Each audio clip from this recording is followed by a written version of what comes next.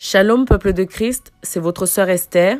Je vais vous partager le message que j'ai reçu cette nuit, à savoir le 3 mai 2018, en songe par notre Seigneur Jésus-Christ. Dans le songe, le Seigneur m'avait fait faire un dessin avec des couleurs de l'Asie. Et une sœur dans le songe était venue m'apporter un message, me donner un message du Seigneur qui confirmait ce que le Seigneur me révélait au travers du dessin qu'il m'avait fait faire. Et la sœur me disait ceci, que ce qui se passe en ce moment en Asie, en fait, ce sont des semblants. Qu'ils sont soudés, mais pour un but en fait, qui avait un rapport avec la politique. Pour quel événement? Qu'est-ce qui va se passer? Je ne sais pas, mais c'était pour un plan en fait. C'était pour quelque chose qui allait se dérouler, mais de significatif en fait. Et donc, que nos regards devaient se tourner aussi de ce côté-là, de ce qui se passe en Asie. Voilà. Ensuite, je me suis retrouvée en Côte d'Ivoire. Il y avait des prophètes qui étaient en train de prévenir les gens, le peuple de l'Éternel, de dire, voilà, de les appeler à la repentance, de leur dire que bientôt la colère de Dieu arrivera, que sa rage est imminente, de se repentir, etc., etc. Mais ils étaient tellement peu écoutés, tellement peu entendus, si peu considérés que j'étais très, très triste. J'avais vraiment mal. Et je m'entendais dire, ils verront bien. Lorsque sa colère viendra, ils verront bien. Parce qu'elle est imminente, en fait, sa colère. Ils verront bien à ce moment-là sa rage. Ils se rendront compte que ce qu'ils sont en train de dire, ce qu'on dit, ce n'est pas, c'est pas des broutilles. C'est pas parce qu'on manque quoi faire de notre vie. Mais ce sont des avertissements du Seigneur. Ils le verront. Je n'arrêtais pas de dire, ils verront bien. Et ensuite, je me suis entendu dire, ils pensent que c'était que pour le Cameroun, cette colère. C'est aussi pour la nation ivoirienne et les autres nations autour. En gros, pour dire, plusieurs autres nations seront touchées par cette colère. Il n'y a pas que le Cameroun. Waouh. Le Seigneur m'a permis, plus tard dans le songe, d'assister au Cameroun, dans mon village natal, Banjul. Pour ceux qui connaissent bien, il y avait comme des coupeurs de route et vraiment enragés. Et je comprenais pas, parce qu'ils avaient tous, comme sur leur t-shirt ou en eux, je sais pas, j'arrivais à voir Shekinah, Shekinah, Shekinah. Et je pensais en fait que c'était un bon esprit.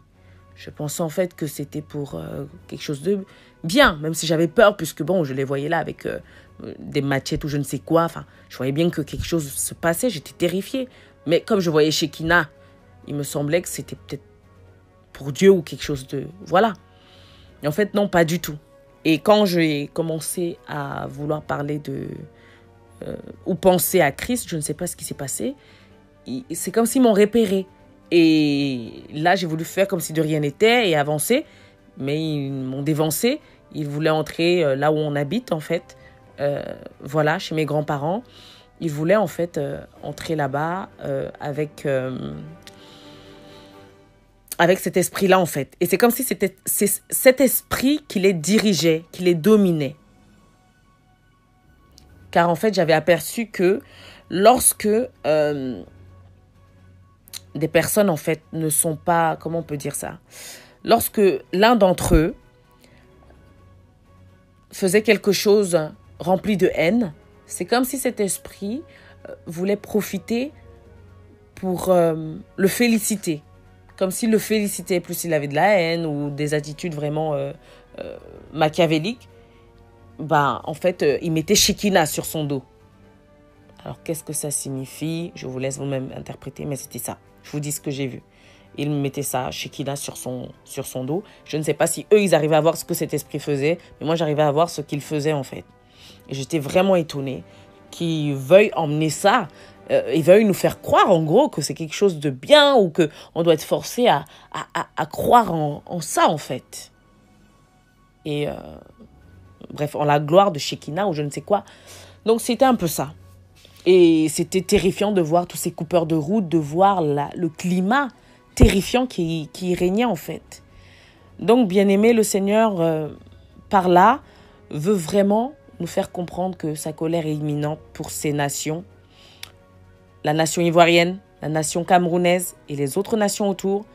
D'autres frères et sœurs ont reçu pour la France, d'autres le Japon, d'autres la Martinique, etc. Sa colère est imminente. Bien-aimés, repentons-nous.